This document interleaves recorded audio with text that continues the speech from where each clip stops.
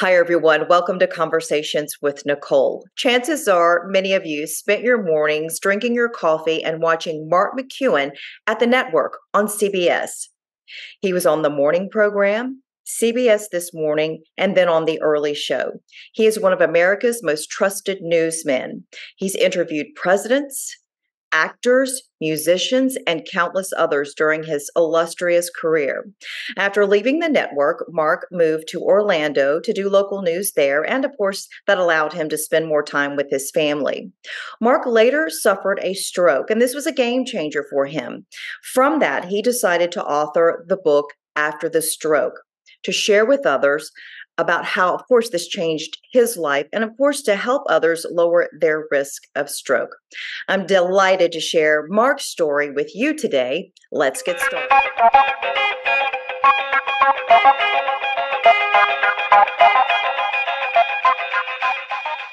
Welcome to Conversations with Nicole. I am delighted to have as my guest today Mark McEwen, the famous Mark McEwen, formerly of the CBS network, a newsman extraordinaire, now the author of a book about having a stroke and surviving and inspiring us, and just in his next chapter of his life, like me. Welcome to the show, Mark. Thank you. Hello, Nicole. Oh, this is such a treat. I was saying off air how much I admire you. I enjoyed watching you all those years on CBS. And so to have an opportunity to talk with you today and share your story is truly an honor. So thank you so much. You're quite welcome. Quite welcome. So, folks I know remember you from CBS, the early morning show. We woke up to you, we drank our coffee, we listened to the news. You did weather sometimes, you were an entertainment reporter. You had this amazing career of interviewing presidents and actors and musicians. So, tell folks a little bit about your life and what it was like there. You were like there 15 years, I believe. Okay. Nicole, I used to be a rock and roll DJ on the radio, playing what kids today call classic rock. Back then, it was just rock and roll. Zeppelin, AC/DC, Journey, the Beatles, the Stones, Baltimore, Detroit, Chicago, New York. That brought me to New York. When I was on the radio in Detroit and left to go to Chicago, the guy who took my place, a young DJ from Hartford, Connecticut, whose name is Howard Stern. I've known Howard forever. That is so cool. So off I go to New York to play rock and roll. I get fired not once, but twice in New York. And radio is known for firing people. I was lucky. I never got fired before, got fired twice in New York. The second time, it was in the paper, the New York Daily News. And Bob Shanks, who was going to be the executive producer of a new morning show for CBS, the morning program, sat in his robe reading the paper and said to his wife, "I think I found my weatherman." So a producer called, the station called me up. They said a producer from CBS called to talk to you. So here's his number.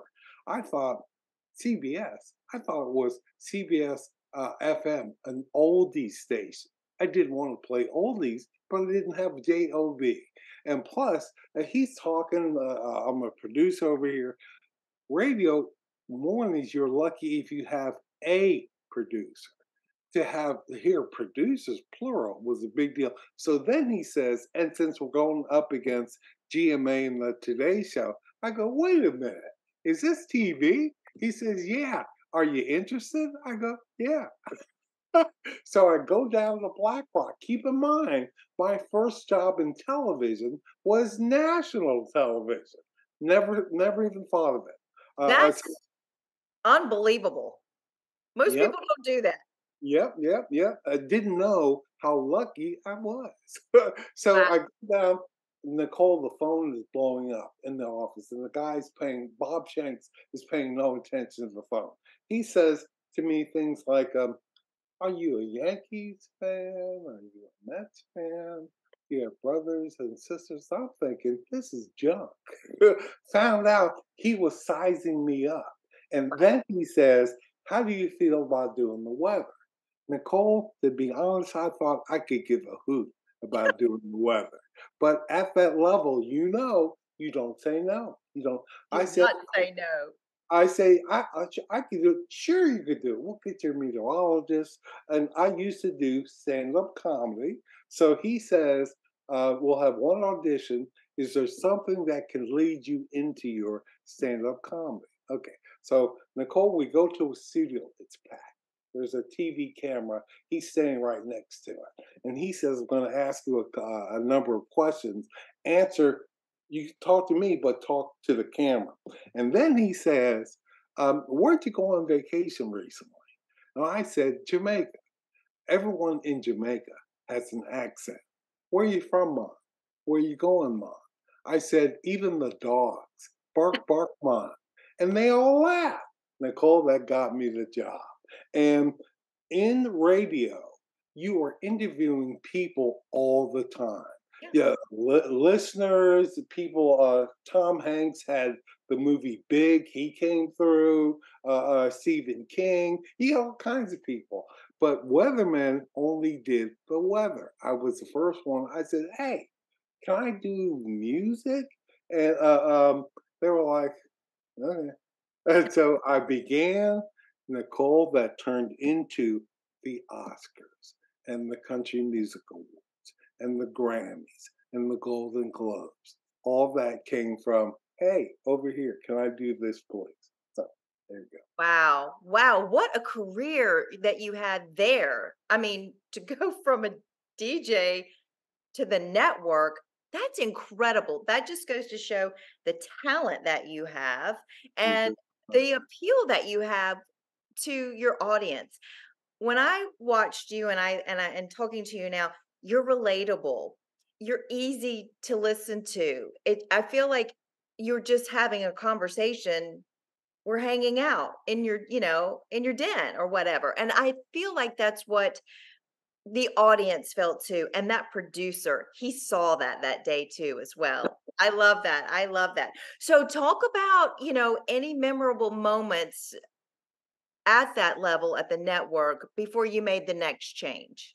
Well, Nicole, I always say, too stupid to know how special that whole thing was. I was just glad to be here, glad to be here, and didn't know. See, Nicole, if you say something funny in a room full of comedians, they chuckle. If you say something funny in a room full of news guys, they fall right on the floor. So you're doing stuff they're not used to. So I'm doing that. Nicole, my interviews, I uh, I would always tell the people, pay no attention to the cameras and the lights. Talk to me. Yeah. When it goes well, it's not a Winston Churchill press conference, it's a conversation. And so, but I tell people all the time, you have to do your homework, you have to do your research, because the answer to their first question can negate every other question. Yeah, hold on. Did you say, and now you're going down a road that you didn't know you'd be going down, but you have to be prepared to go down that road. Big fun, Nicole. Yeah.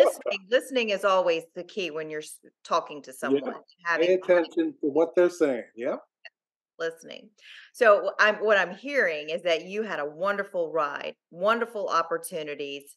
And when it came to an end and you left the network, what happened next? Uh, well, as I like to say, it rumbled to a halt. That was working with Brian Gumble, Jane Clayson. I worked with Harry, my boy, Harry Harry Smith, Smith, love Harry. What about Paula Zahn? all of Don too. Love Paula. Kathleen Sullivan worked with all of them. And so I thought, what do I do next? Nicole, WCBS TV. I go in there, and the GM and the news director are there. And she says, you're not a weatherman, right? I said, no, no. She said, you're not a meteorologist. I said, no. What makes me think people will believe what you say? I said, yeah, for 16 years, they believed everything. I said, So that's what that will be, yeah. if you want, I'll go get a meteorologist degree to be at WCBS. Didn't happen. Okay. By the way, they fired her. Yippee yippee ki yay. Off, off at one, Chicago called me. I'm an East Coast boy. I've been on the radio in Chicago. So I go there. He's talking about not weather, about doing anchoring the morning, grooming me to be the news evening anchor.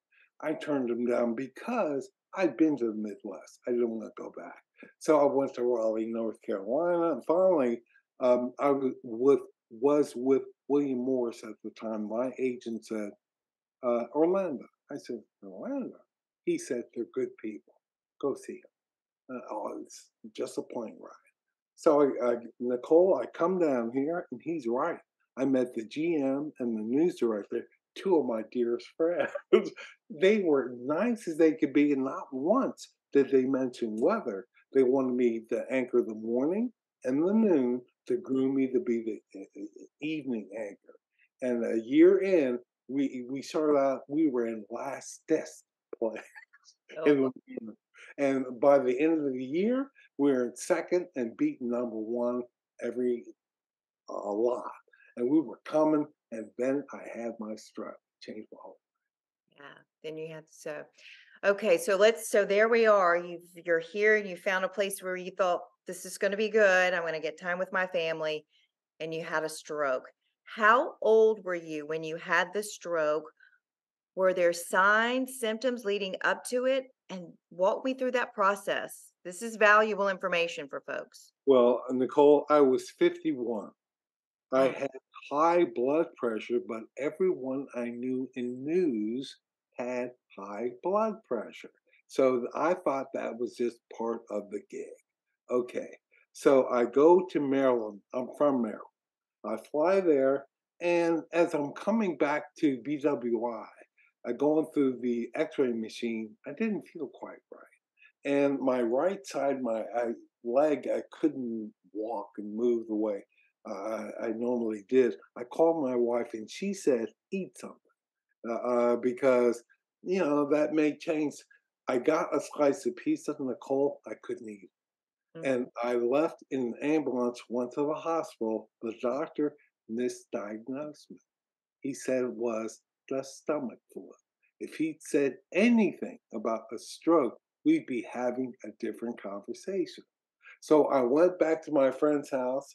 I talked to my news director. It was November. November is a ratings month.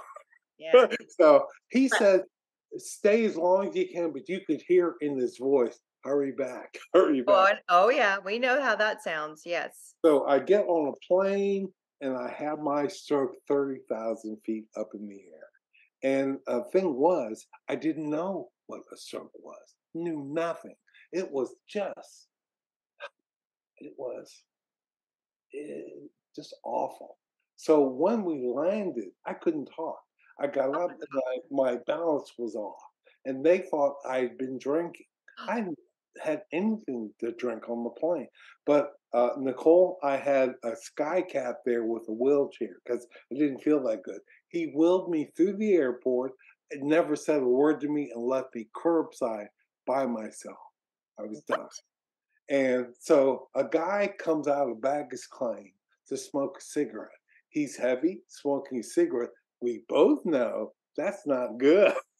But he looks at me and he says, do you want me to take that phone? I've been trying to get my wife. I finally got her and I said, help me, not good. And she about lost her mind. Hand the phone to someone, dial 911. He talked to her. He dialed 911, walked back into the baggage claim. Nicole, if he walked in here right now, I wouldn't even know who he was. I Wow. don't know his name. Nicole, he's the reason I believe in angels because that guy saved my life. Off I went to the hospital. a coma for 2 days, intensive care for a week, hospital for a month, rehab for a year. At 51. That is so young, Mark. So Right. young.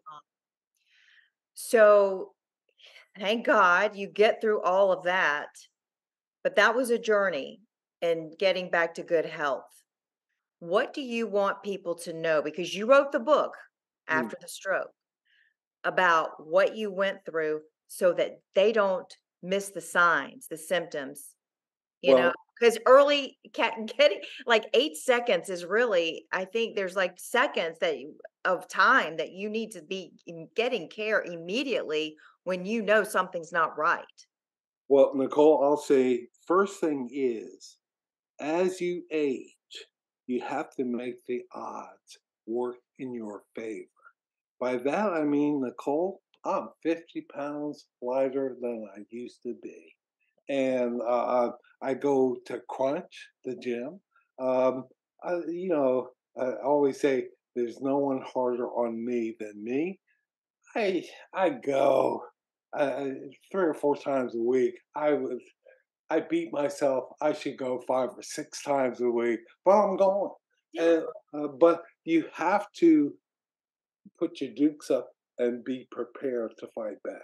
Right. Uh, um, Nicole, life has a way of knocking you down, whether it be a stroke, heart attack, cancer, divorce, bankruptcy, losing a loved one, losing a family member.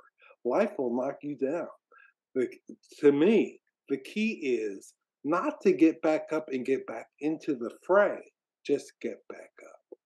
Because people, when they get knocked down, turn around and go home. Can't do that. Yeah. Can't do that. Name of the game is to be here as long as you can. So you have to be here, prepare to be here for as long as you can. Be healthy. 100%. And do you talk about that in Yes, your book? yes, I do. Absolutely. How can people get your book? Well, I think Amazon, Yeah. you can go there. Uh, um, it's still there. Thing is, Nicole, I'll tell you something funny. I write a blog. I've submitted 21 of the blogs to the Orlando Sentinel. They printed 18 of them with a picture. There I am. And, but God, one of the best compliments I ever got. That book was written with a ghostwriter. I Oh, Cole, I was messed up. I could barely put two and two together. So he would ask me questions. I'd answer. He'd send me the transcript. He'd say, change it however you want. Okay. One of my friends was Tony Bennett.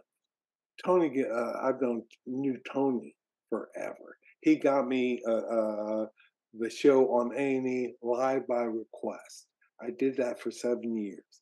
Bowie, Elton John, Tony, Earth, Wind and Fire, Vince Gill, Trisha Yearwood, all kinds of people. And so, but I said, I'm going to write the chapter on Tony and my father and Garth Brooks, another dear friend of mine, very dear. And do me a favor, don't you change a word. He kind of got a little hinky, as the saying goes, about that because um, the reason why I said that, he wrote about Tony Bennett the way People magazine would write about Tony Bennett. Tony was my friend. So you write about your friend different than you write about people from People magazine. So, but I tell you all that to when my second book is just about done. I've written the whole thing, and the ghostwriter said to me one of the best compliments I ever got.